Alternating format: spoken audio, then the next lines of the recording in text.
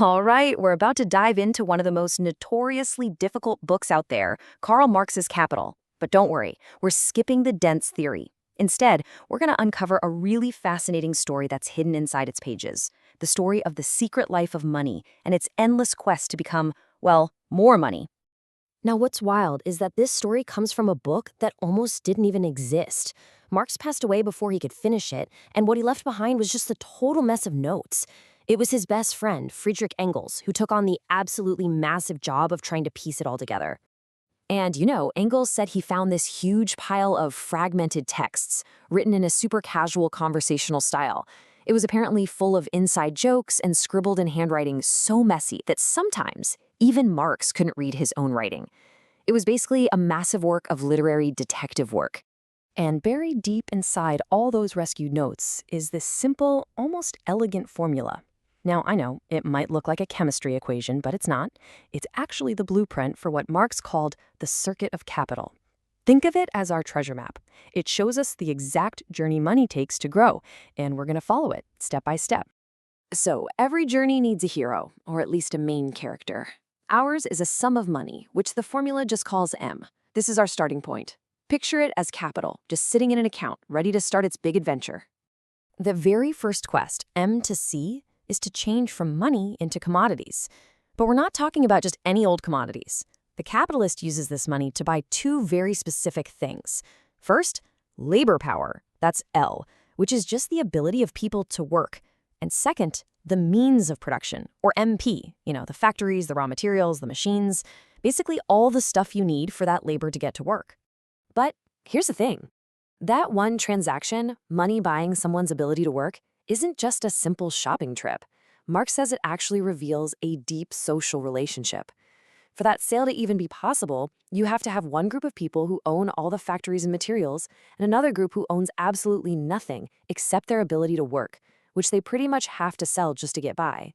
Okay, so with all the ingredients bought, our capital moves to the next stage. It's not money anymore, it's what Marx calls productive capital, or P.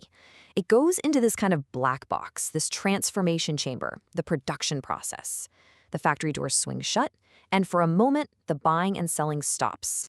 This is the part of our formula represented by the little dots and the P. And this is critical. It's the only place in the entire circuit where new value is actually created. This is where the magic happens. This is where our initial investment is about to grow. So what's the secret to this growth? It's a concept Marx called surplus value. The idea is basically this. The capitalist pays a worker a wage. But over the course of the workday, that worker actually creates more value than what their wage is worth. That extra time, that unpaid labor, creates brand new value, surplus value. And that new value belongs to the capitalist. Marx actually uses a real-world example from a spinning mill to make his point. So let's say the capitalist pays out 50 pounds in wages for the week, but during that week, the workers create 128 pounds worth of new value. The first 50 pounds of that value basically just covers their own paychecks. But what about the other 78 pounds? Well, that's pure surplus value. Our capital now comes out of the factory completely transformed. It's not productive capital anymore. Now it's a brand new, more valuable commodity, which Marx calls C prime. C prime is the finished product. In his example, it's yarn, and it's now packed with all the original value plus that new surplus value. So if you do the math, the total value of all that finished yarn, C prime, is the sum of the original capital that was put in, that's 422 pounds for materials and wages, plus that newly created surplus value of 78 pounds. The final product is now worth a cool 500 pounds. The journey is almost over. This new, more valuable commodity gets thrown back out onto the market to be sold. And when it sells for its value, 500 pounds, it transforms back into money. But now, it's M prime, a bigger pile of money than what we started with. The original 422 pounds has successfully become 500 pounds. So here's the absolute key point. The journey doesn't just stop there. Our triumphant, bigger sum of money, M prime, doesn't get to retire. Nope. It's now ready to start the entire circuit all over again, only this time as a larger initial investment. And this, right here, shows you the engine of capital accumulation. It's a self-fueling, never-ending loop. Money becomes commodities, Those are used to make more valuable commodities, which are then sold for more money, which is then reinvested to kick off the whole cycle again on a bigger and bigger scale. But what if something interrupts this circuit? Marx points out that if the flow stops at any point, the whole system can grind to a halt. If money isn't invested, it just becomes a useless pile of cash. If production stops, factories go dark and workers are laid off.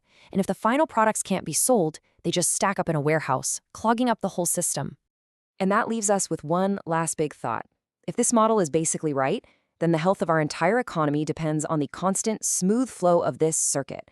If this perpetual motion is the very lifeblood of the system, what does it mean when that motion starts to slow down?